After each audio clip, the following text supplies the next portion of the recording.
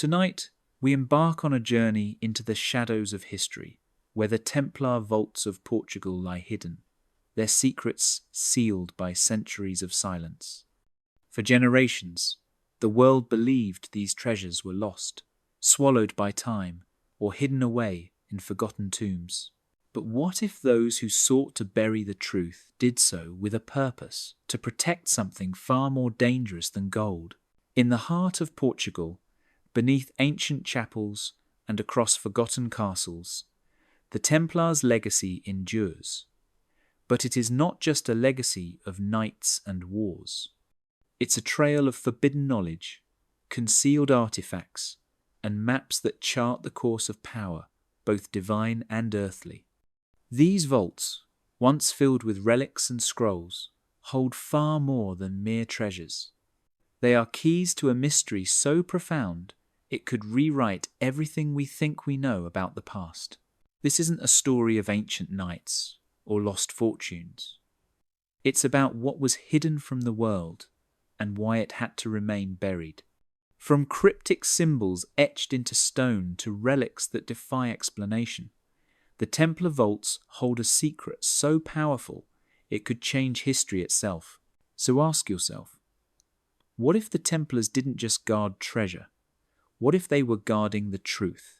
Like the video, subscribe, because tonight we uncover the forbidden treasures of Portugal and the secret vaults that were never meant to be found. It begins with a whisper, not a sound but a feeling, the kind that hums beneath your skin when history breathes too close. Deep in the heart of Portugal, beneath the quiet arches of Tomar, there is a door that should not exist. It hides under the floor of a chapel built by men who were not supposed to survive, and yet they did. The air down there is colder than the stone around it, thick with the scent of iron and sea salt, like a memory trying to surface. Locals say the draft comes from a tunnel that runs beneath the convent of Christ, a passage that was sealed before anyone living can remember. Some call it superstition. Others say it is where the Knights Templar left behind what they could not take when the world turned against them. When you stand over that spot, just beyond the altar, the floor feels uneven.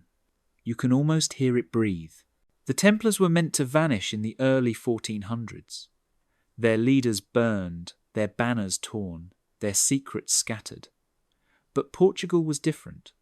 While France hunted them, King Dinis gave them a new name, a new rule, and a new life. He called them the Order of Christ. The sword stayed sharp, the vows stayed quiet, and the treasures, if they existed, were hidden. Tomar became their heart, a fortress disguised as a monastery, every brick a code, every carving a memory of the order that refused to die. People still argue about what was hidden there.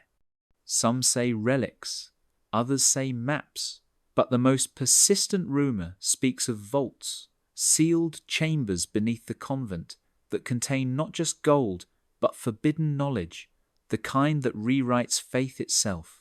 The door beneath the cross has no hinges. Its outline is faint, a perfect square carved into the limestone, filled in with mortar, the colour of bone. It is said to lead to the lower vaults, chambers that were sealed after a night of screams in the year 1357. No records exist, only fragments of legend. Stories passed between monks who heard strange knocks echo through the floors during prayer. Some who went down there never returned. They say the vaults breathe like lungs beneath the church, keeping the past alive in darkness. When candles burn near the spot, the flames bend inward as if pulled by something unseen.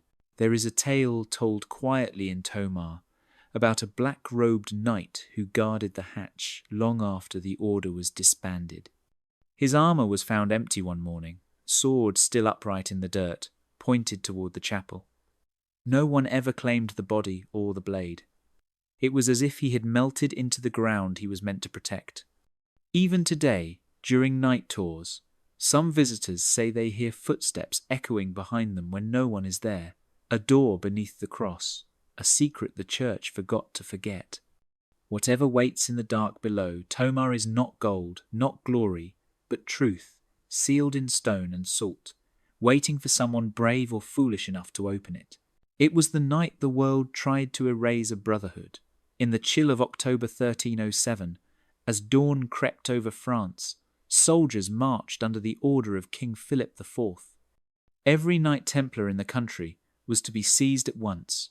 Doors were broken, torches flared, and the men who had fought for Jerusalem were dragged from their beds in chains. The world called it justice. The Templars called it betrayal. Their Grand Master, Jacques de Molay, was accused of heresy and burned alive in the year 1314, his last words said to curse both king and pope. By the end of that century, the Order of the Temple was dust across Europe, but not in Portugal. King Diniz was no fool. He saw the fire in France and understood what it meant. The Templars were too rich, too organized, too mysterious. Their survival threatened kings who wanted control of both land and faith, but Portugal owed its own birth to them. The Templars had built its fortresses, guarded its borders, and bled for its crown. So when the Pope's decree came to dissolve the order, Diniz did not destroy them. He transformed them. He wrote to the Vatican, requesting permission to found a new order dedicated to Christ, loyal to the Church and crown alike. It was a clever disguise. The Pope agreed, believing the old knights had been purged. But the faces under the new cloaks were the same. The Order of Christ was born, and the Templars lived again, hidden in plain sight. They moved their banners from red to white, replaced their crosses with new symbols. But their vows did not change. They kept their libraries, their maps, their coded prayers. The castle at Tomar became their new Jerusalem, and from there they rebuilt quietly. No one could accuse them of rebellion now. They built churches, taught navigation, and financed voyages that would reshape the world. Some say it was their hidden knowledge that guided Portugal's explorers across oceans, that the same men who once guarded the Holy Land now guarded the path to the New World. It is said their ships carried more than sailors and spices. Some carried relics that were never meant to leave Europe. In France, the Templar name became a curse.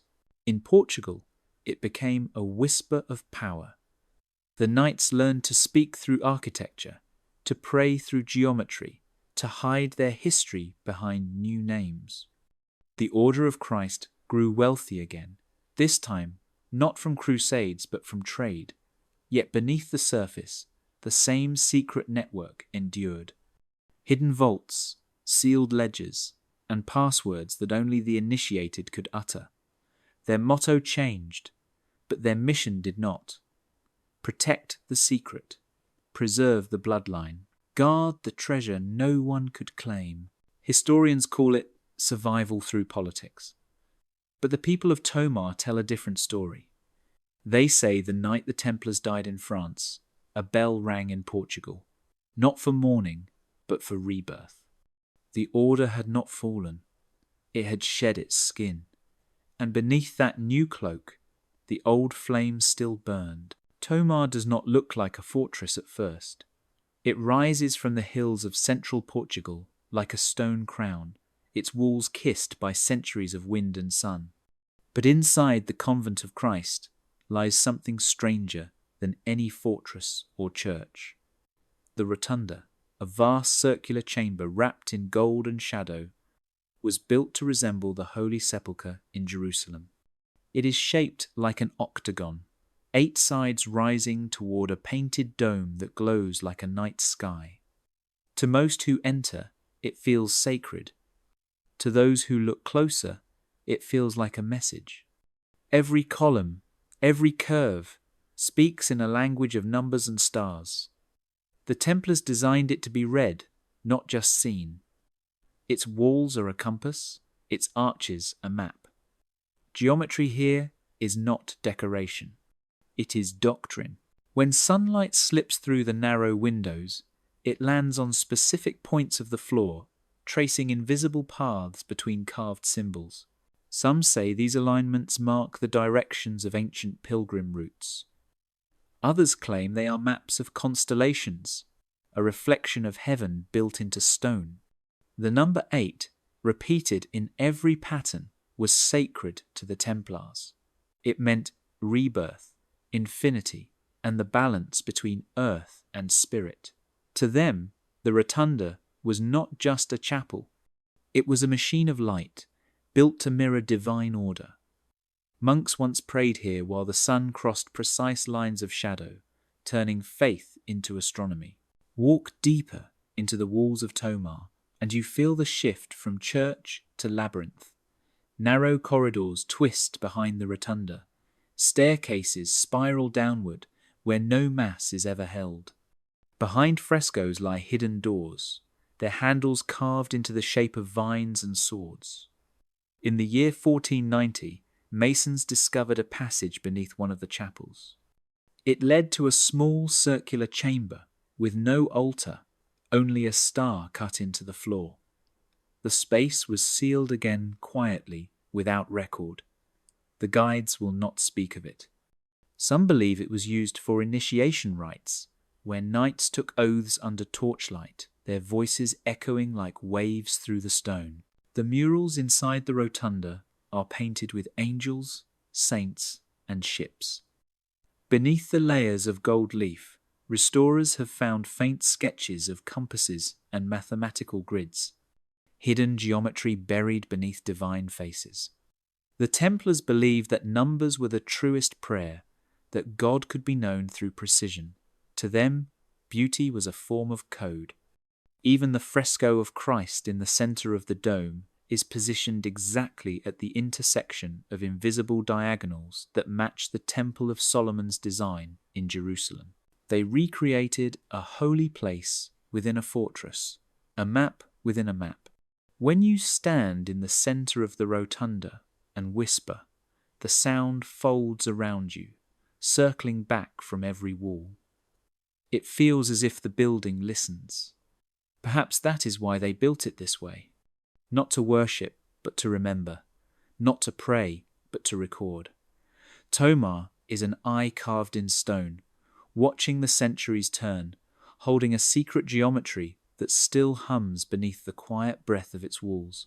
In the heart of Portugal, where the Tagus River bends like a silver serpent, there rises a fortress that seems to float on its own reflection, Almirall, a name that rolls off the tongue like a spell. Built on a rocky island surrounded by water that mirrors the sky, the castle has stood there since the 12th century, its stones worn smooth by wind and legend alike. To most, it is a postcard of medieval glory, a relic of knights and kings. But to those who listen closely, the sound of the river tells another story. They say Almirall was never just a fortress, it was a vault. The Templars chose the island not for its beauty, but for its secrecy. Isolated, defensible, and close enough to the sea to move unseen, it was the perfect place to guard what could not be lost. Inside its walls lies a courtyard, and beneath that courtyard a circular pit lined with stone. Visitors call it the cistern. Guides say it once held rainwater for the garrison. But the locals of Ribatejo whisper something different. They say it was never meant to hold water. They call it the River of Mirrors. According to old fishermen, if you stare into its depths at night, you see not your reflection, but doors, layers of light like windows beneath the surface. A vertical archive where relics were sealed and left to drown in silence. In the year 1271, when the castle's last known restoration was completed, a document recorded a curious expense. 41 wax seals for objects to be submerged. No one knows what those objects were. Centuries later, in 1879, a partial excavation revealed a series of carved niches hidden in the stone shaft. Each niche was empty, though faint traces of wax and iron were found. Some believe they once held reliquaries, small caskets containing bones, documents, or fragments of something the church would not have approved. The Templars often hid knowledge the way others hid gold. The cistern may have been their archive, a vault disguised as a well. Legends tell of a knight named Pais, the founder of Almirall and master of the order in Portugal. It is said he ordered that no man should enter the lower chamber alone. He was known to spend long hours there after nightfall, lantern in hand, whispering verses from the Psalms, mixed with words no priest could recognize. Some believed he was communing with the dead. Others thought he was protecting the living from what was buried below. When he died, his armor was lowered into the cistern, and the surface was sealed with holy oil. The next morning the water ran clear again, as if it had never been disturbed. Today, tourists climb the winding steps and look out over the water, never knowing what lies below. The Tagus laps gently against the rocks, carrying reflections of clouds and sunlight like shifting veils. And sometimes, when the wind dies and the river stills, the mirror clears just enough to show what waits beneath. Not gold, not glory, just the silent memory of the knights who vanished, their secrets sealed beneath the surface where light can never reach. Monsanto does not seem real when you first see it. A village grown out of granite, every house pressed between boulders the size of ships, every roof a slice of stone. It sits high on a mountain near the Spanish border, where wind hums through cracks like distant chanting. The streets twist between walls that feel alive, as if the earth itself built them. To most travellers, Monsanto is a marvel of architecture and stubbornness. But to those who know the older stories, it is something more. They call it the stone that remembers. For centuries, this mountain has been whispered about as a Templar refuge. When the order fell across Europe, some of the surviving knights are said to have fled here, disguised as masons and hermits. They carved their homes into the rock and their prayers into the walls. To the eye of a passerby, the carvings are worn symbols, half eaten by lichens, meaningless marks of time. But look closer and patterns emerge. A circle intersected by a line, a keyhole shape pointing toward the horizon. Some say these are ciphers, directions to hidden chapels tucked into the valleys beyond the village. Chapels that appear in no church records, no diocesan lists, as if they were never meant to be known. In the year 1342, a travelling friar recorded that he had discovered a hermitage near Monsanto where prayers were spoken in silence and crosses faced inward. He was never heard from again. Local farmers later spoke of tunnels beneath the mountain, passages connecting the boulder homes to caves filled with dry air and candle soot. These tunnels are sealed now, or so the authorities claim. Yet every few decades, after a storm or an earthquake, a new opening appears, revealing a chamber lined with carvings no one can date. One such chamber, found in 1969, contained a stone basin and a carving of a star with 7 points. Scholars called it pagan, the villagers called it holy. At dusk, when the sun drops behind the ridge, the granite turns red and the shadows grow long.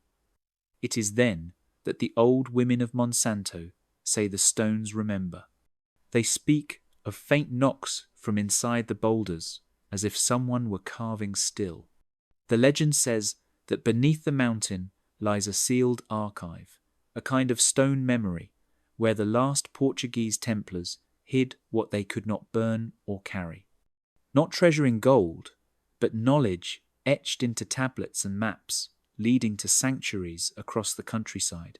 Those sanctuaries, the lost chapels, are said to align with the stars of Orion when viewed from Monsanto's peak. When night falls, the village glows with the faint yellow of lamps reflected off stone.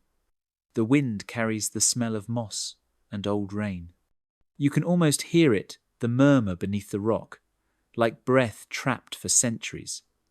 Monsanto has no walls, no towers, yet it feels guarded. Every path leads somewhere that is not on any map. The villagers say the Templars never left. They simply became part of the stone. Sintra rises like a dream above the Atlantic coast, a landscape where mist curls through palaces and forests as if time itself had gone soft. It feels enchanted, and in a way it is. For beneath its fairy tale towers and pastel facades lies a world of stone and silence, a labyrinth built not for kings but for initiates. Deep beneath the gardens of the Quinta da Regalera, carved into the living rock, spirals the most mysterious structure in Portugal, the initiation well. To stand at its edge is to look down into a story told backward. The spiral stair wraps around a hollow shaft, descending through 9 landings, each level symbolizing a passage of transformation. It is not a well for water, but for revelation. The deeper you go, the older the air becomes, cold, wet, and heavy with the breath of centuries. Every turn of the spiral feels like a step inward, a shedding of light and certainty. The walls are carved with symbols that echo both Christian and Templar iconography, crosses within circles, snakes swallowing their tails, and faint traces of the Order of Christ's insignia. Some say it was built in the late 19th century as a romantic folly. Others insist it was designed as a reconstruction of an ancient ritual path, one passed down through the Templars and hidden in architectural code. The descent mimics the journey of the soul through death and rebirth, a physical catechism carved into stone. At the bottom, the spiral opens into a tunnel that leads through darkness toward light again. You emerge into the open air near a chapel where the walls are painted with stars. The message is simple but profound. To descend is to understand. To return is to awaken. Even older than Regalera are the whispers that Sintra was sacred long before the Templars ever arrived. The Celts called it the Mountain of the Moon. Later, the Moors built sanctuaries here where prayer met astronomy. The Templars, when they came, saw what others already knew. This place was a threshold. The magnetic pull of the mountain, the way fog drifts through the trees, the hidden caves that hum with wind, it all feels designed for secrecy. Underneath several of Sintra's palaces lie tunnels, some wide enough for 2 men to walk abreast, others small as burrows. They connect gardens, chapels, and crypts like veins under skin. Historians claim they were drainage systems or escape routes. Locals say otherwise. They call them the paths of the chosen. It was through these tunnels, they say, that initiates were led blindfolded to the well, guided only by touch and whisper. At the bottom, they were asked to speak a single vow to protect what must never be spoken aloud. When morning fog rolls over Sintra, it drapes the palaces in white silence. The well disappears beneath ivy and shadow, waiting for the next wanderer brave enough to climb down its spiral throat.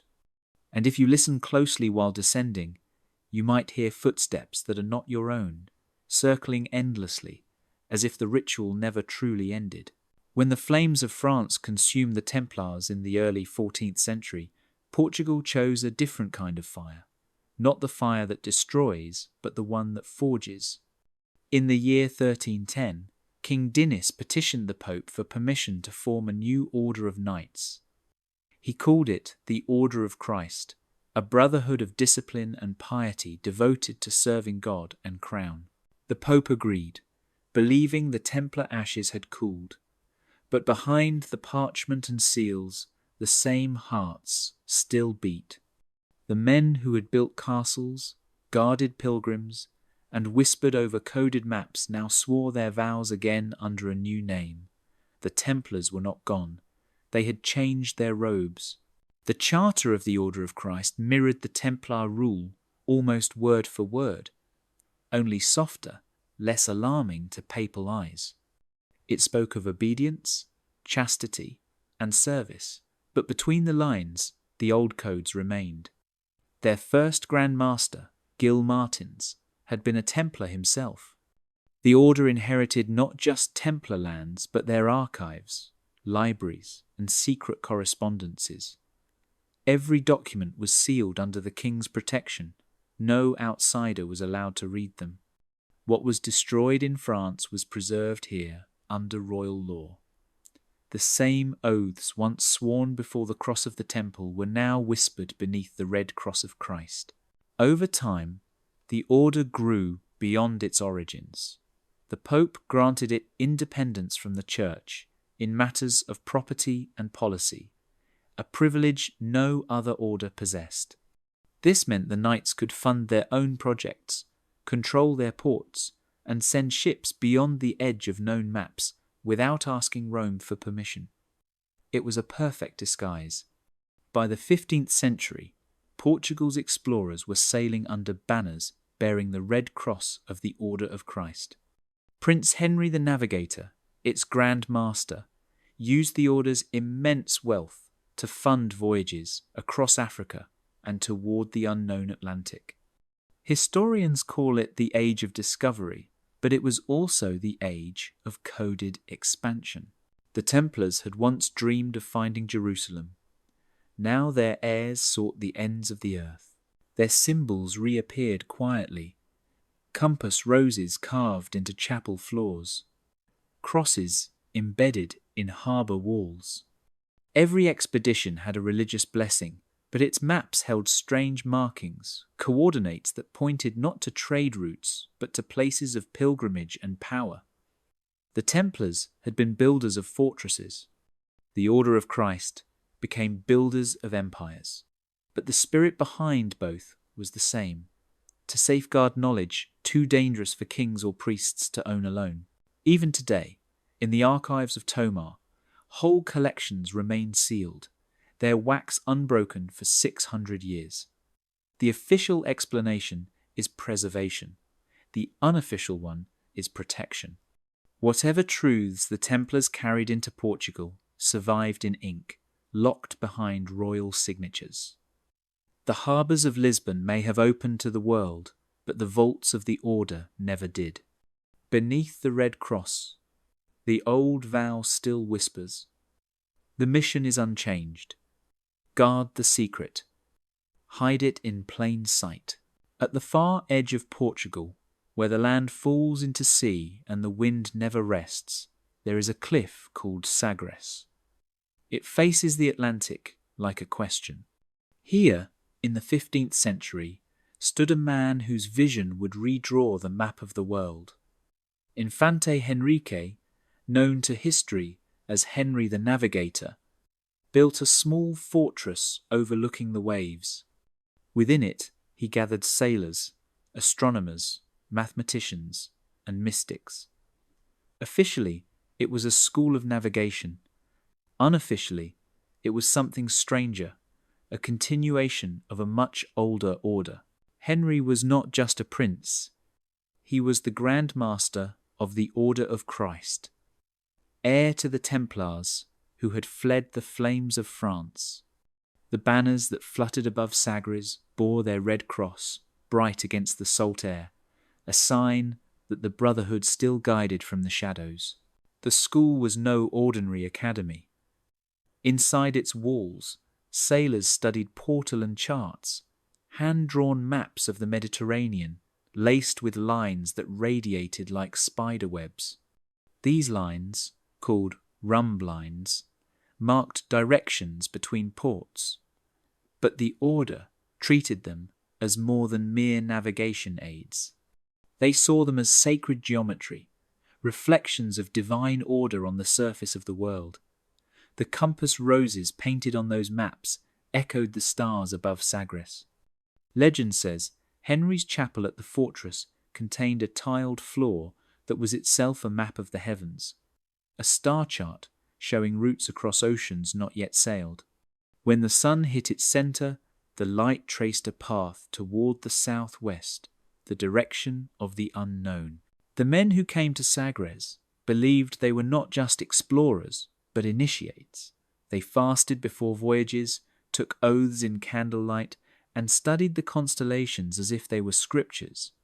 The chapel's altar was carved with a strange inscription in Latin, per mare ad veritatem, by the sea to truth.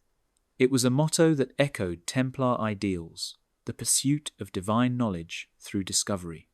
Some whispered that Henry's voyages were not about gold or land, but about finding what the Templars had lost, Jerusalem's twin, a sacred point on the far side of the world. Every journey that left Sagres carried a relic of that belief. Ships bore the red cross on their sails, and their captains carried compasses engraved with symbols unknown to other mariners. The most curious of these was a design called the Stellar Rose, an 8-pointed pattern that mirrored the Templar octagon at Tomar. To the knights-turned navigators, it was both compass and creed, a reminder that direction itself was holy. They believed the ocean was not chaos, but a vast map of divine intention waiting to be read. When Henry died in the year 1460, the fortress of Sagres fell silent, yet the echo of its purpose spread across oceans. The men he trained sailed farther than any before them, guided by stars and symbols that carried the breath of the old order. Even now, when the wind roars across the cliffs, it sounds like a whisper from another age. The compass still points, the sea still waits, and the journey that began in secret beneath a red cross continues into the horizon. They said the caravels carried salt, flour, and rope.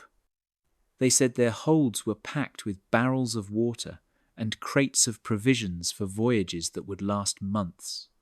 But the truth, as whispered in the harbours of Lisbon, was heavier. Some of those ships carried the last secrets of the Templars. When the Order of Christ took control of Portugal's ports in the 14th century, they inherited not only the ships, but the purpose behind them. The vaults of Tomar could no longer hold everything. Too many scrolls, relics, maps, and coded ledgers, so the sea became the new archive. The treasure that once hid beneath churches now hid beneath waves. It began quietly. In the year 1419, the first expeditions left Sagres under Prince Henry's seal. Among the cargo lists were strange entries written in shorthand, stone ballast, caskets of dust, jars of resin. To most, they meant nothing. To the initiated, they were code. Stone ballast referred to reliquaries encased in lead. Caskets of dust meant wrapped scrolls or documents sealed in wax and clay. Jars of resin were phials of preserved oil used in ritual. They were packed beneath food and rope, labelled as trade goods, and loaded by men who did not ask questions. To the sea they went, each ship a floating library disguised as a merchant vessel. The Order of Christ's records mention the phrase moving the vaults. It appears in ledgers from the mid-15th century, always connected to voyages bound for the western coast of Africa and beyond. The phrase makes little sense to historians, but in the context of Templar tradition, it sounds deliberate. The vaults go to sea. The idea was simple. If the world hunted their secrets on land, they would hide them in motion. A ship was harder to seize than a monastery. A storm could erase its trail, and if need be, the ocean itself could become the grave of knowledge. Some sailors spoke of nights when the officers gathered below deck, their lanterns shuttered, chanting in Latin. They called themselves keepers of the current. They said the sea was the perfect vault because it remembers without revealing. One story tells of a ship that never reached port. It was last seen sailing west, its sails glowing red under the sunset. Weeks later, fishermen found a crate washed ashore, split open. Inside were wooden tablets, carved with star patterns and circles. The markings matched those in Tomar's rotunda. The crate was burned before anyone could study it. As Portugal's empire grew, these secret shipments continued. While the world saw gold and spices flow home, another cargo moved quietly beneath it, knowledge, sealed and renamed, carried across oceans. The archives of the order never shrank, but no one could say where all the originals went. Perhaps some were buried beneath coral and sand. Perhaps some reached hidden shores. What is certain is that by the time the caravels vanished into history, the Templar vaults were no longer bound to stone. They were everywhere, drifting, scattered through the waves, carried by ships that pretended to trade but truly carried memory. The ocean looks endless when you sail west from Portugal, but then the clouds part and the islands rise like stepping stones laid by a careful hand. The Azores, Madeira, and Cape Verde, scattered across the Atlantic, were more than just waypoints for explorers. To the Order of Christ, they were stations of secrecy, outposts built on rock and rumour, places to rest, refuel, and hide what should not reach the mainland. These islands were claimed by Portugal in the 15th century. But to the knights who guided those first voyages, discovery was the perfect disguise. They called them gifts of providence. In truth, they were chosen long before. Each island bears traces of something that should not be there. On Madeira, high in the misted hills near São Vicente, stands a tiny stone chapel facing the wrong way. Its altar points west, not east, away from Jerusalem, toward the open ocean. When the sun sets, its last light falls through a small circular window and lands on a carving in the floor, a compass rose that aligns only during eclipses. The bell of the chapel, though cracked, is said to ring by itself during those moments when shadow crosses light. Fishermen call it the bell that tolls for heaven. The monks who once tended the chapel called it a reminder of the hidden sun. Farther west, in the Azores, on the island of Terceira, stands a ruined hermitage at the edge of a cliff. Inside, carved into the stone walls, are bees, hundreds of them, wings spread, arranged in spirals around a weathered Maltese cross. The carvings are so old their outlines are almost gone, softened by salt wind. Local legend says a hermit lived there in the early 1500s, a man who never spoke but who received visitors at night. They came in silence, carrying chests and scrolls, and left before sunrise. After his death, no one could find his grave, only a hollow chamber beneath the chapel floor, sealed with wax and pitch. When it was opened in the 19th century, it contained nothing but honeycombs turned to stone. On Cape Verde, the oldest churches stand at odd angles, their towers aligned not with the stars of Bethlehem but with constellations visible only from the equator. Some say the masons used charts that traced the paths of both stars and ships. One church near Santiago bears an inscription that translates to "through darkness, direction." Its foundations contain a layer of volcanic rock not native to the island. It was brought there, piece by piece, from Tomar. These islands, small and quiet, became more than refueling stations. They were living coordinates, markers of a hidden network stretching across oceans. When caravels vanished into storms, these islands whispered them home. When secrets needed safekeeping, they offered stone and silence. The bells still hang, though few remember their meaning. The crosses fade beneath moss and sea spray, and yet their alignments remain. It is said that if you stand in the chapel on Madeira during an eclipse and listen carefully, you will hear not just the bell, but the hum of bees beneath the stone, a sound older than the voyage, older than empire, still guarding something that never left the shore. Lisbon's streets shine with sunlight and patterned tiles, a city rebuilt from ruin.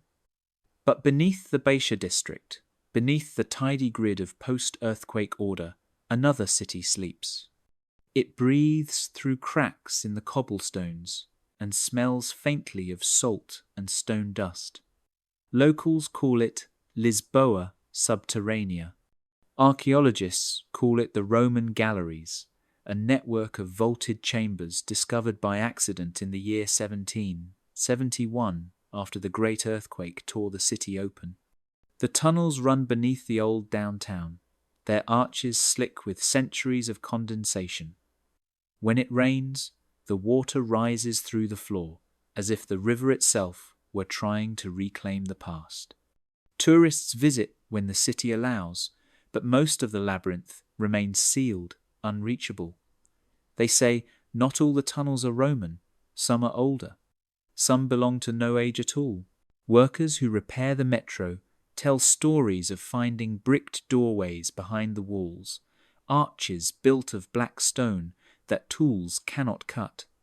In 1963, a construction team hit such an arch while digging near Rua de Prata. The drills burned out, the bit snapped, and the foreman ordered the site filled again. The report filed afterward mentioned a symbol carved into the keystone, a circle with a cross inside it.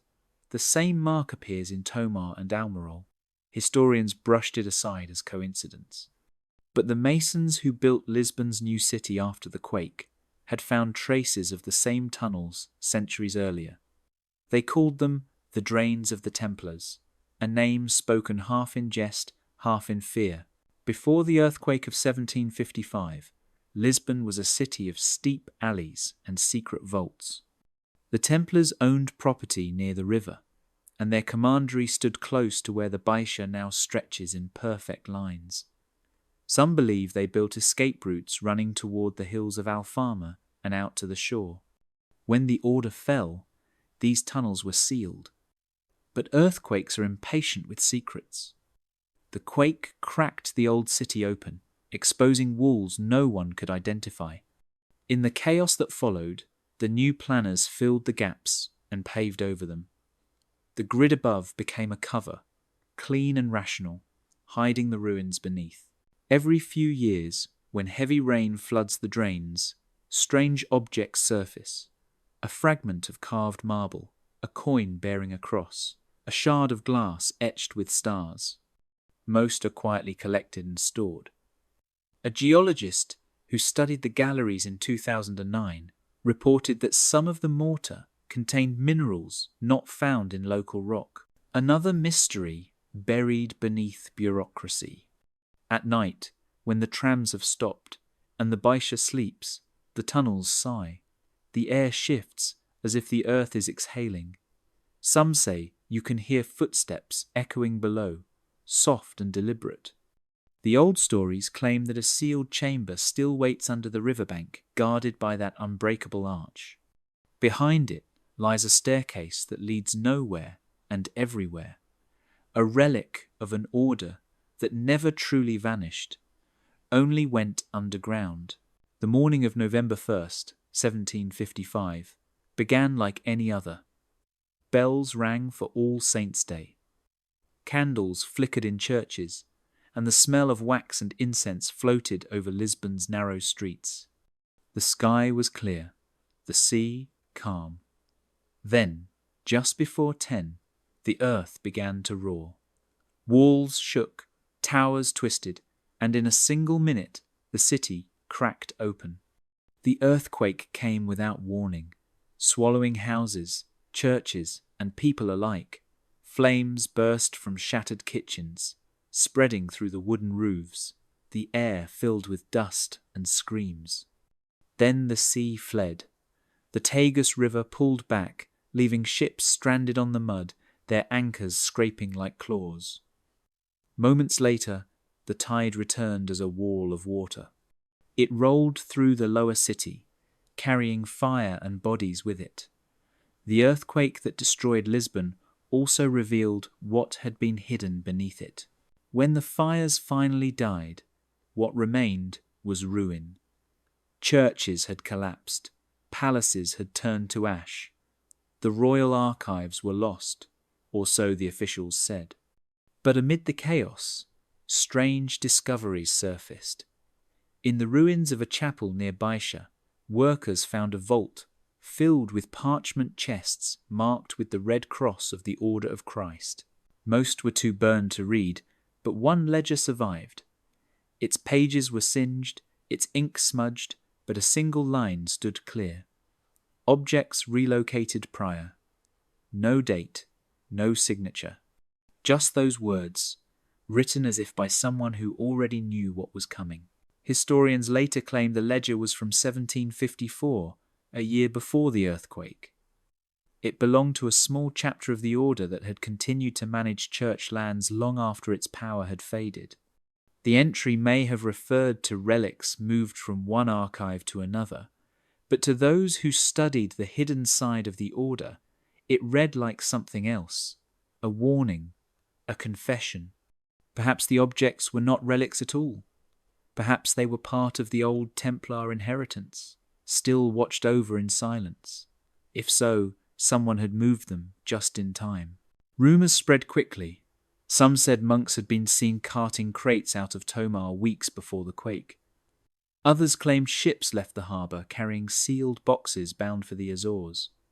The sea swallowed the proof.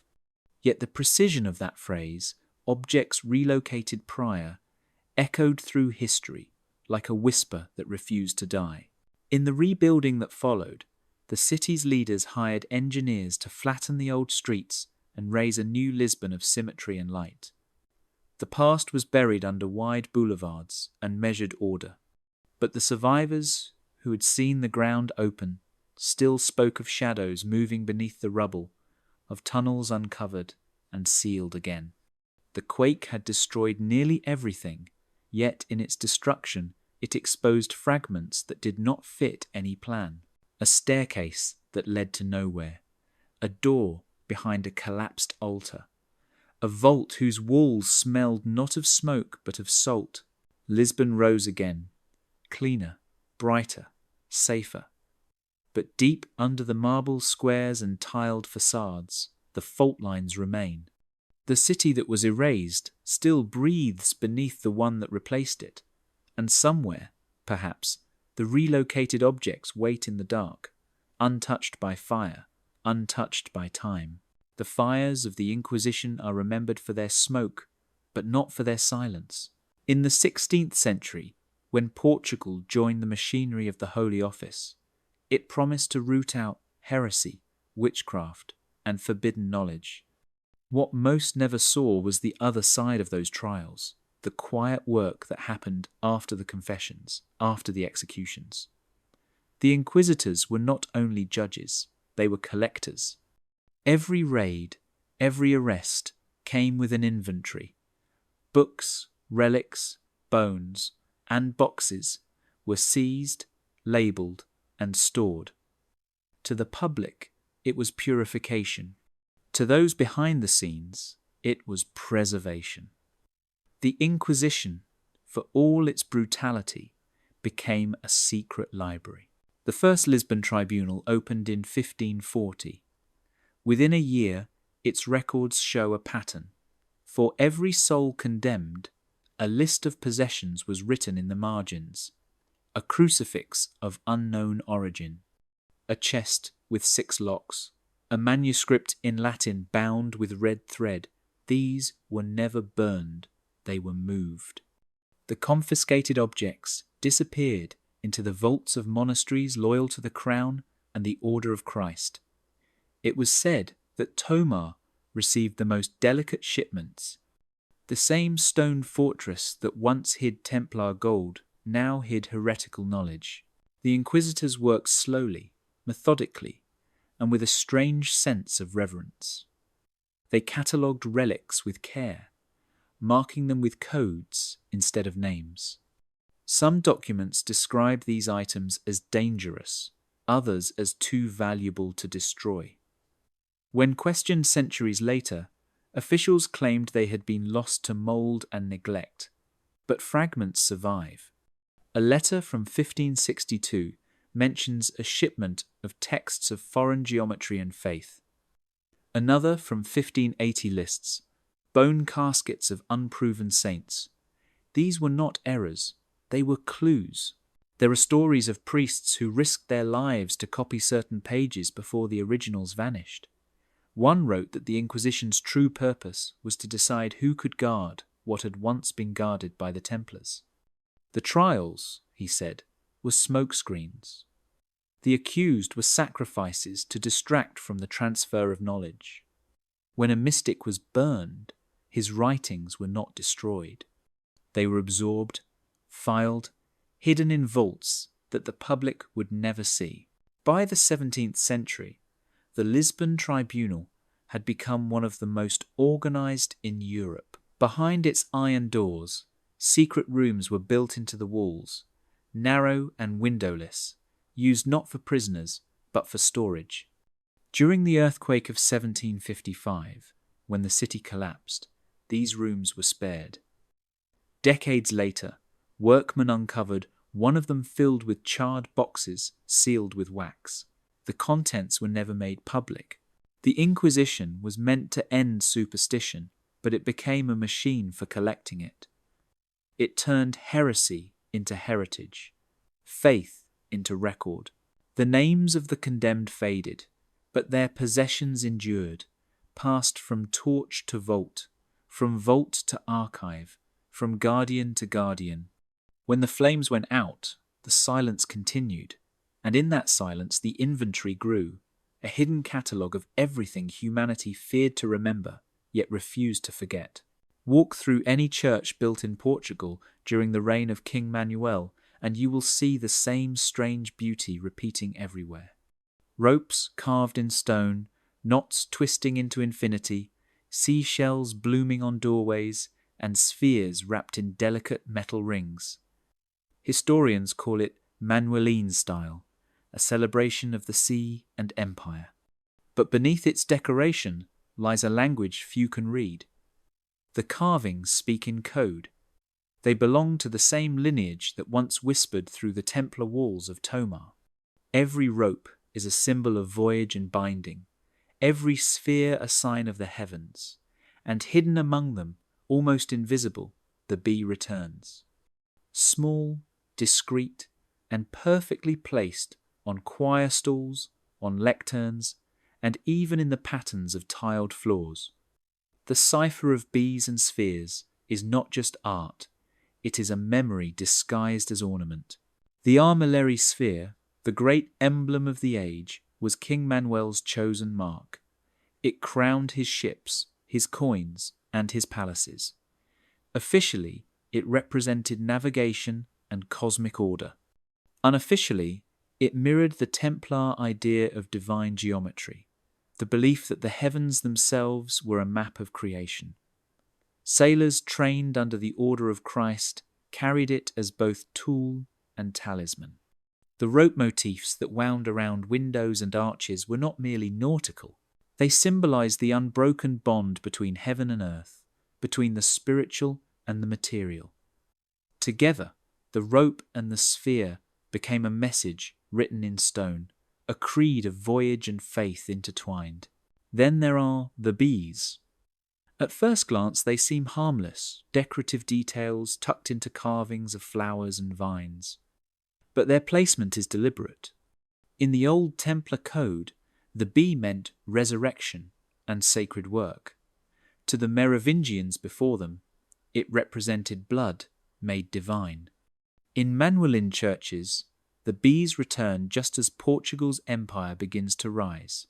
It is as if the builders wanted to remind the world that their voyages were not only for trade or conquest, but for something older, a search wrapped in symbolism. The bee linked to the womb, the vessel, and the chalice, all forms of creation. The armillary sphere, the world itself. The two together form a hidden gospel written across the walls of stone cathedrals and royal chapels. In the monastery of Battaglia, one of the finest examples of the style, a set of choir stalls bears a row of bees carved into the backrests.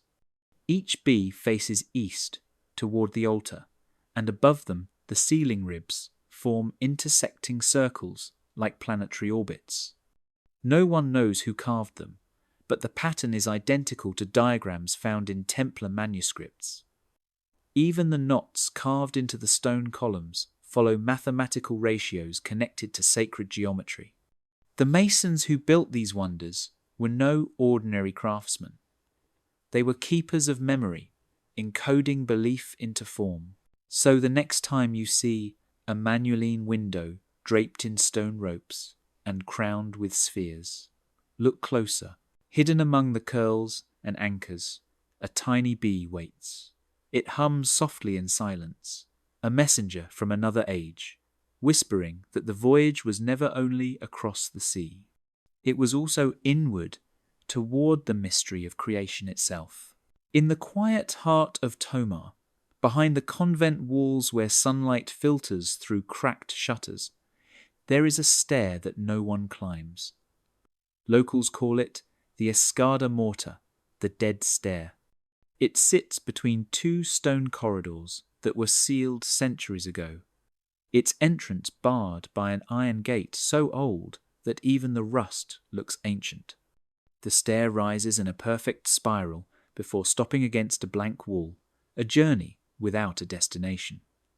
Officially, it is nothing, an architectural mistake from some forgotten renovation. But in Tomar, where every stone hides a story, no one believes that.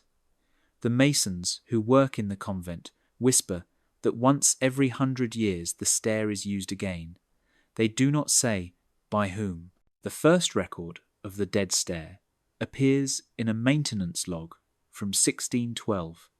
The entry reads simply, "The steps remain clean though untouched."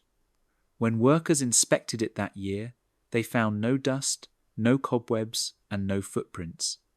The air near the gate smelled faintly of iron.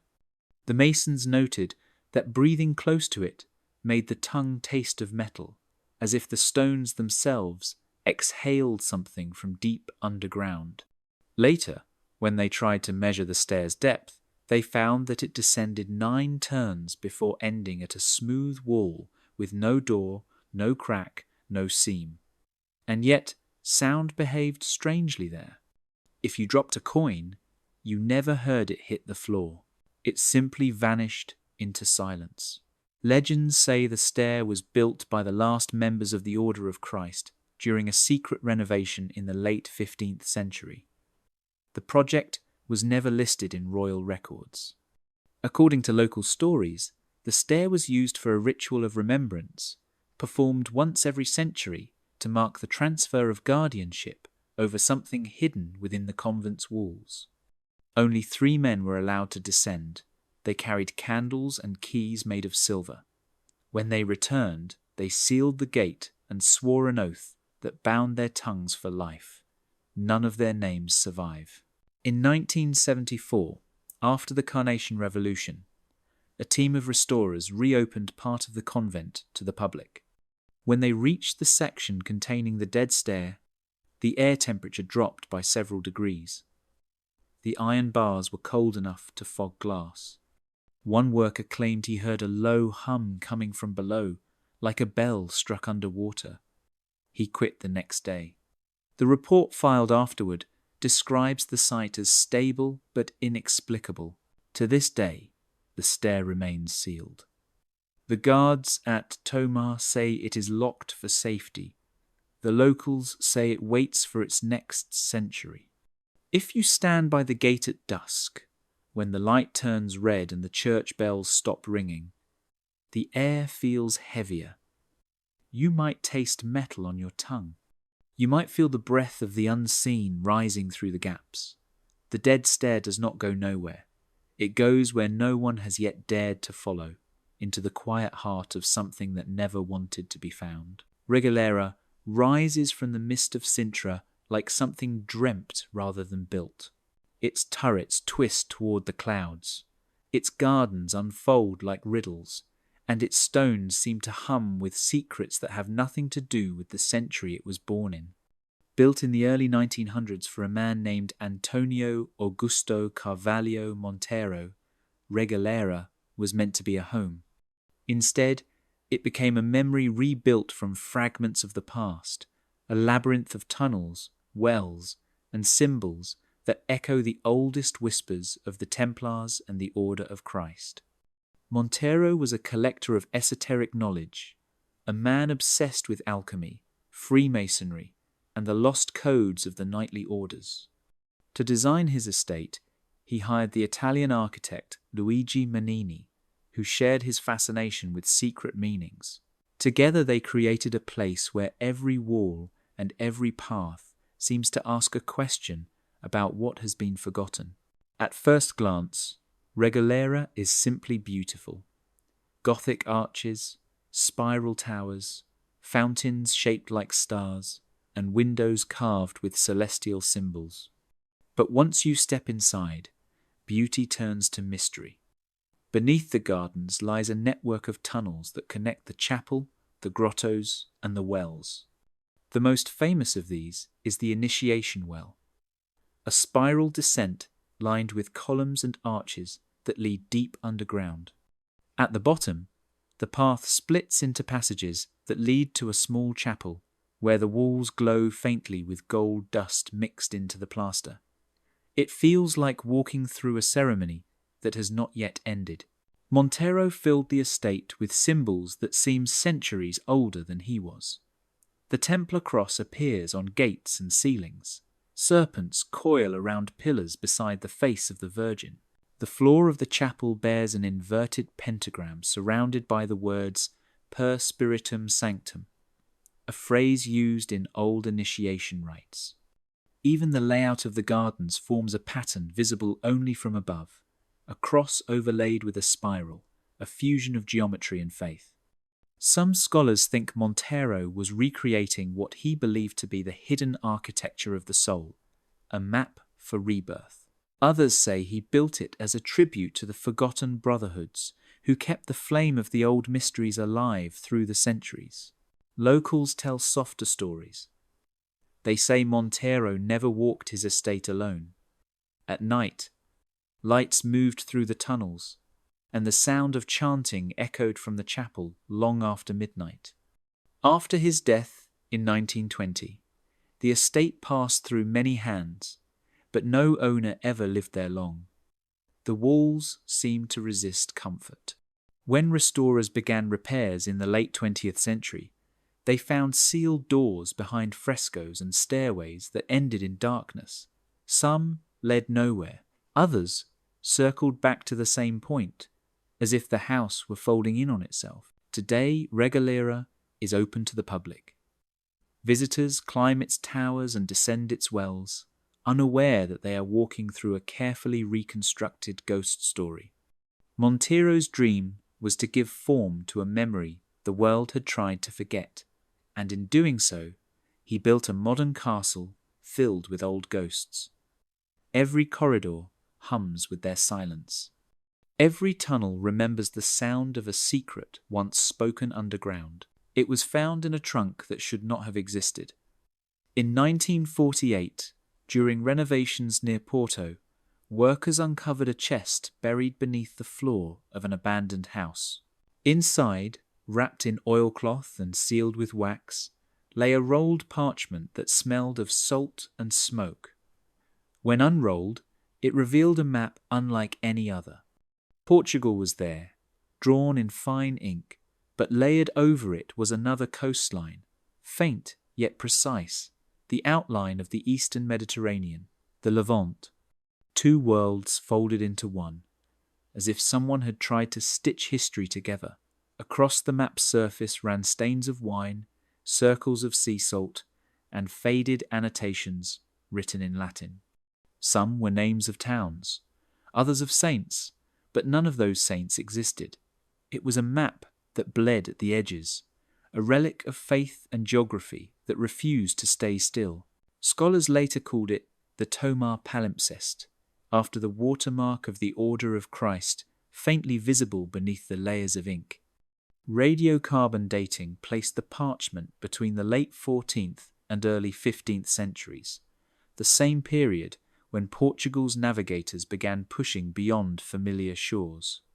Whoever made it seemed to have overlaid the old world of crusades upon the new world of exploration. Jerusalem sat where Lisbon should be, acre aligned with Sagres. The lines of latitude crossed not just oceans but eras. The mapmaker was drawing memory, not territory. The annotations were the strangest part. Along the margins, written in a slanted script, were the names of saints unknown to any record: Saint Idris of the wind, Saint Varro of the deep, Saint Helena of the compass. Each was followed by a number, possibly a coordinate, possibly a date. In the lower corner, a single phrase appeared twice. Lux ita est. Light is the path. The same motto appears carved into the walls of Tomar's rotunda. Historians who studied the map argued over its purpose. Some believed it was symbolic, an allegory of spiritual voyage. Others thought it was a cipher, a way of encoding secret routes. A few whispered that it was a key to something hidden, a map meant to be read not by eyes but by rituals. When the map was exposed to air, its ink began to darken as if reacting to light. Within days, the faint lines of the Levant grew sharper, while parts of Portugal faded. It was as if the parchment itself was alive, choosing which truth to show. The archivists kept it sealed after that, stored in a glass case where humidity and temperature could not touch it. But those who saw it before it was locked away said the stains looked almost deliberate, as though someone had spilled the wine on purpose, each drop marking a point of significance. Today, the Tomar palimpsest rests in a private collection, hidden from public view. Its owner refuses to lend it for study. He claims that when he looked closely at the map one night, the ink shifted again, forming words that had not been there before. Not Latin this time, but Portuguese. 4 words, scrawled across the coastline of the Tagus. The voyage is not over. When people hear the word treasure, they imagine gold. Chests overflowing with coins, jewels that catch the light, crowns heavy with history. But the treasures the Templars and the Order of Christ guarded were not meant to shine. They were meant to endure. Hidden among the vaults and monasteries of Portugal were objects that carried no wealth, yet held power far greater than gold. A reliquary head carved from ivory, a glass ampoule filled with something the colour of dusk, and a bronze astrolabe etched with Hebrew and Greek. Each of these things had stories attached to them, stories that blurred the line between faith and forbidden knowledge. Their value was not in their beauty, but in what they revealed. The reliquary head was found in Tomar in the year 1832, when workmen repairing a wall struck a hollow space behind the altar. Inside was a small wooden box lined with silver. The head inside was not of a saint anyone could name. It was carved with closed eyes and a faint smile, its hollow interior designed to hold something once sacred. An inscription on the base read, "When the tongue is silent, the stone will speak." Scholars debated whether it was meant to contain relics or something more symbolic, perhaps the preserved remains of a message or a prophecy. The head was quietly taken by the church and has not been seen since. The glass ampoule surfaced 2 centuries later in a private collection in Porto. It was small, no longer than a hand, sealed with wax that crumbled to the touch. Inside swirled a thick substance that changed colour with the light, sometimes violet, sometimes a deep blue-grey, like the sky before rain. Tests could not identify it. The owner claimed it was said to contain the last breath of a saint, captured by monks who believed air itself could be sanctified. But others saw in it the echo of older alchemical experiments, the attempt to trap the essence of transformation. The ampoule was stolen in 1971 and never recovered. Then there was the astrolabe, bronze, heavy, and perfectly balanced. Unlike ordinary navigation instruments, its surface bore inscriptions in both Hebrew and Greek, languages rarely seen together on such tools. The constellations engraved on its rings were slightly shifted as if drawn from a different sky. The instrument was found aboard a wrecked caravel near Cape Verde and sent to Lisbon for study. Historians believe it once belonged to a navigator of the Order of Christ, perhaps one of Prince Henry's explorers, but the mixture of languages and the altered stars suggested that it was not made for mapping seas. It was made for mapping time. These three objects, scattered through centuries, share one trait. They were never meant to be owned, only guarded. Their purpose was leverage, not display. In a world ruled by kings and popes, the ones who held the mysteries held the power. The gold could buy armies, but these treasures could move empires. They were keys without locks, pieces of a forgotten design. And though their keepers are long gone, the silence around them still glows faintly, like embers that refuse to die. In the summer of 1534, an agreement was quietly drawn up in the shadow of the great stone walls of the royal palace of Lisbon. It was a pact so carefully crafted that it would leave no trace in the annals of history, and yet it would bind the fates of kings, popes, and knights in ways no one dared to challenge. Crown, curia, and order. 3 signatures under a blank parchment, a document without content but brimming with intent. It was called the Concordat of Silence, and it was the unspoken agreement between the royal family, the Catholic Church, and the remnants of the Order of Christ. The deal was simple: keep certain rooms locked, certain questions rhetorical, and above all, certain truths buried. The deal had been brewing for years. The Order of Christ, which had once risen from the ashes of the Templars, had quietly amassed power. It was no longer the military force it had been, but it still held sway in the corridors of Portuguese power.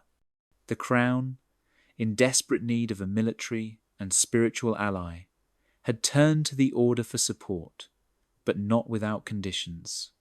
The Church, ever vigilant in its control over the faith and the souls of men, feared the Order's hold on knowledge, its access to forbidden texts, and the rumours of secret teachings passed down through the generations. To preserve their interests, the Pope had intervened, and a delicate balance had been struck. The Concordat of Silence, however, was never meant to be public knowledge. The parchment on which it was written remained blank, not out of ignorance, but out of a calculated effort to leave no record of its terms. The signatures were merely symbolic. The real agreement was one of silence, an understanding that certain doors would never be opened and certain truths would never be discussed. The power that the Order of Christ held in places like Tomar, Almirall, and Sintra had become too dangerous, too unmanageable.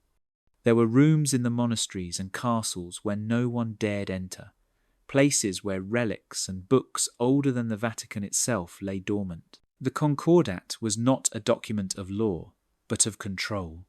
It was not written with ink, but with the fear of what could happen if the wrong knowledge reached the wrong hands. The Crown agreed to keep its mouth shut about the Order's mysteries, while the Church turned a blind eye to the growing influence of the Order's secret teachings.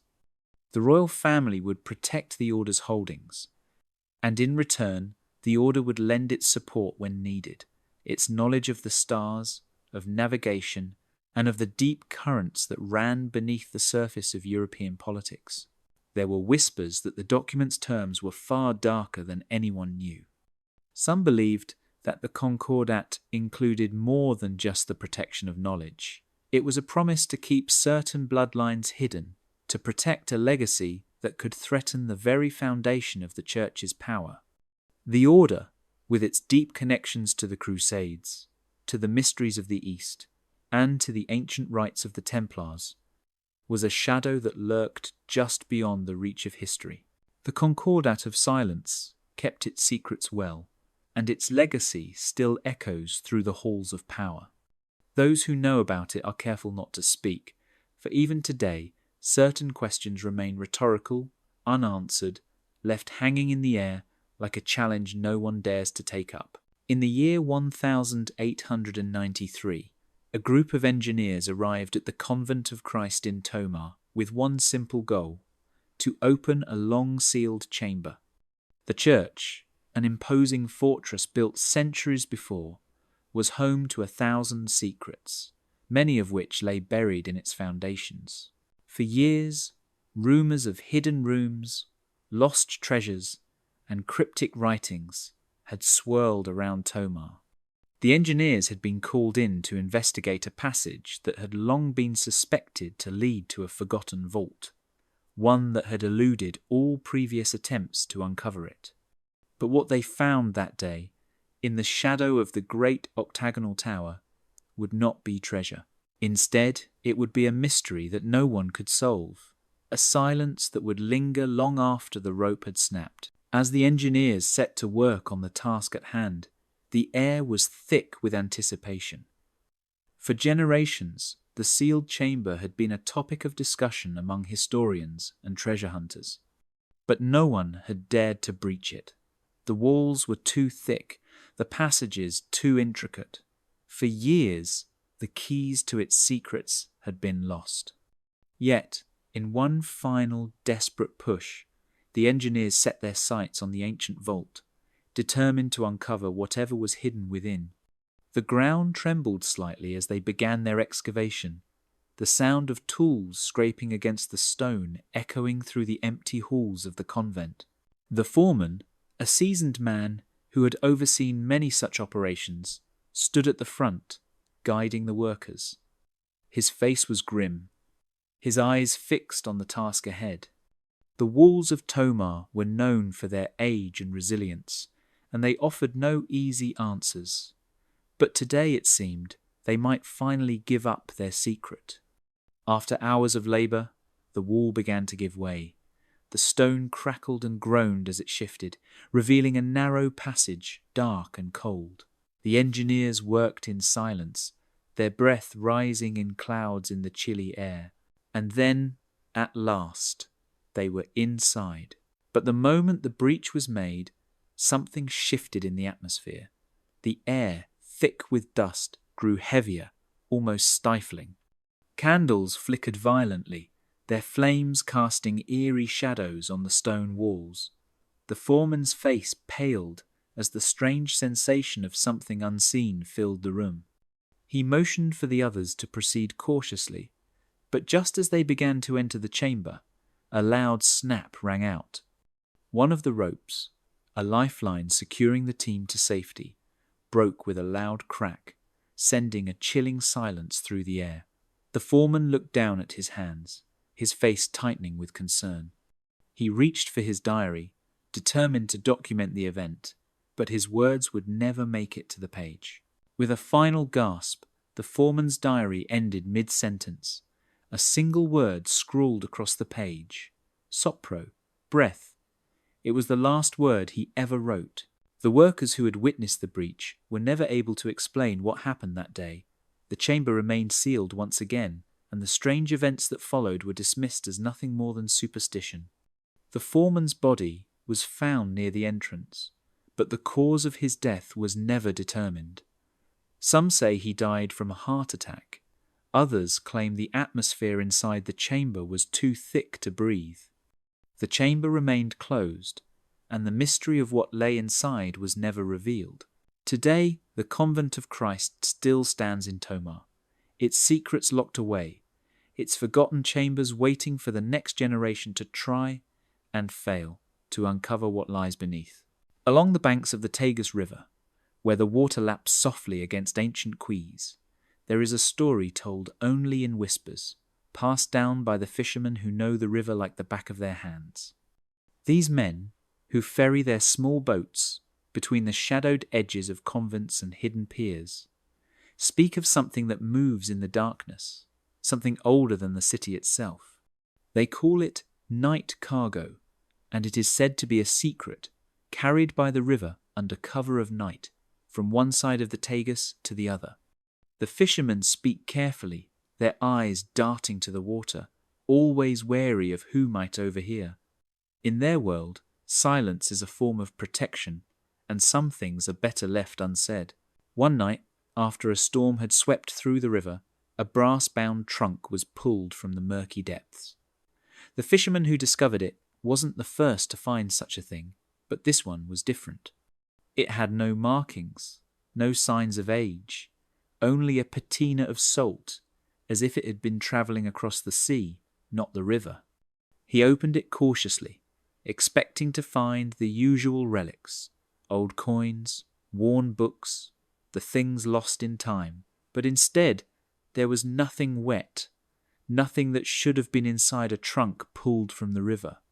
The salt inside, coarse and unyielding, seemed to pulse with a strange energy, as if it had soaked in the very essence of the river's secret currents. The fisherman spoke little of what he had found, but others in his circle began to share their own stories of strange things seen on dark nights. It was always the same: a boat returning from the convent quays, carrying something that could not be explained, something bound in brass, something that never seemed to get wet. There were rumours of a pact between the river and the men who sailed it, of cargo meant to be kept hidden in plain sight. What these men transported was a question none dared ask, for fear of the answer. The night cargo was a myth, and yet it was a myth that lived and breathed, carried in the wake of those who sailed the dark waters of the Tagus. One fisherman, an old man with a face weathered by both time and the river's winds, once told a young boy about a trunk he had seen once, long before the storm that brought the brass-bound chest. He spoke of how it had surfaced at night, not from the river itself, but from somewhere deeper, somewhere that should not have existed. He said that it was not the cargo itself that mattered, but the way the river kept it, a kind of protection that could not be explained. The salt was the only thing left to prove it had been there at all. Nothing else, no water, no traces. Just salt, dry and heavy, like a secret that could never be uncovered. As the years passed, the fishermen of the Tagus continued their quiet work, ferried by the river's rhythm, bound by the same old stories, the same old cargo, and though they spoke of it only in hushed tones, the legend of the night cargo continued, as persistent as the river itself, carrying its secrets to the places where only the water could go. In the heart of a sterile data center, where rows of servers hum with an unblinking energy, an artificial intelligence is quietly analyzing the past. It has been fed thousands of documents, chancery rolls, ship ledgers, court records, and forgotten diaries. These are the records of the old world, catalogued and preserved for future generations, but in the hands of the machine, they are more than just history. They are patterns waiting to be uncovered. As the AI cross-references names and dates, it flags a recurring set of initials, O, C, V, R, and something more curious, a sigil. Not a letter, not a number, but a knot. It's as if the machine has stumbled upon a language that no one taught it, a code hidden within the very fabric of these ancient records. The AI does not know what the initials stand for, nor does it know the significance of the knot, but it sees their repetition, their unusual placement across documents that shouldn't be connected. These initials appear on ship manifests from the 16th century, in the margins of royal decrees, and even on maps of the New World. The knot, however, is the strangest of all. It isn't a word or a name. It doesn't belong to any known alphabet, but it appears over and over again, sometimes drawn in ink, other times carved in wood or metal, like an unspoken signature, a mark left by someone who knew how to hide meaning in plain sight. As the AI sifts through more records, its algorithms begin to make connections that even human eyes might have missed. The initials O, C appear next to V, R. In an old ledger documenting the transfer of goods between the old world and the new, they are also found in a letter written by a Portuguese noble, detailing a voyage that was supposed to be secret. The more the AI processes, the more it realizes that these records do not just tell the story of trade, or conquest, or empire. They hint at something deeper, something hidden in the margins, something coded into the very structure of the past. The sigil, a knot, a symbol, is the key. No one is quite sure what the knot represents. Some believe it's a symbol of the Order of Christ, a group that secretly carried on the legacy of the Templars after their fall. Others think it's a mark left by an underground society, one that operated in the shadows of history, pulling the strings behind the scenes. But the AI does not care for such theories. It is simply identifying the pattern, following the clues wherever they lead. It flags the knot again and again, across centuries, across documents, a quiet thread that ties everything together. As the system's processors whir and click, the AI finds more. Names, initials, places, dates, all intersecting in strange and unexpected ways. The connections grow clearer, the pattern sharper. The initials O, C, V, R, and the knot are no coincidence. They are the signatures of a hidden network, a group whose influence spanned centuries, whose reach extended across the oceans, whose true purpose has remained locked away in the archives, waiting for someone or something to find it. The AI has uncovered the first few steps of a mystery that has eluded humanity for generations. It is only a beginning, but in its algorithms, the archive is no longer just a collection of old papers. It is a map, a guide, a secret, ready to be revealed. There is a room in the Convent of Christ in Tomar that only opens at certain times. It is not a hidden passage, nor is it locked in the conventional sense. The door, ancient and weathered, remains sealed by something far older and far subtler than any metal lock or stone barrier. The key, if it can be called that, is not forged in the fire of a blacksmith's forge. It is something far more fragile, yet far more potent.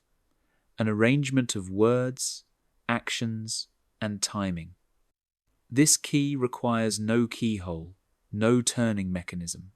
It is not a mechanical device, but a ritual, a procession of prayers performed in the right order, at the right hour, under the right moon. In the archives of history, there have been countless codes, ciphers, and cryptographs. But none of them, perhaps, are as strange as this one. The password to this room is not a string of letters or numbers, nor is it an encrypted document stored in a dusty vault. It is an act of devotion, a litany of words spoken in sequence, a ritual performed with precision. The room, long ignored by the common visitor, waits for the appointed moment when the rituals can begin, when the procession can start. Only then does the door open. But the rituals, like the room itself, are secret. Whispers passed down through generations, hidden in the shadow of the convent's great stone walls. The ritual is ancient. It is not written in any book or scroll that can be opened and read. It has been passed through silent tradition, the same way sacred knowledge has been protected for centuries. Only a few understand it, and fewer still are entrusted with its performance. The prayers, each one tied to an ancient word, are said aloud in a rhythm that mirrors the cycles of the earth and the heavens. These words, seemingly harmless to the uninitiated, are like the tumblers of a lock, falling into place one by one. Each prayer unlocks a part of the mystery, a piece of the puzzle. But the prayers are not enough on their own. The moon, too, plays a role.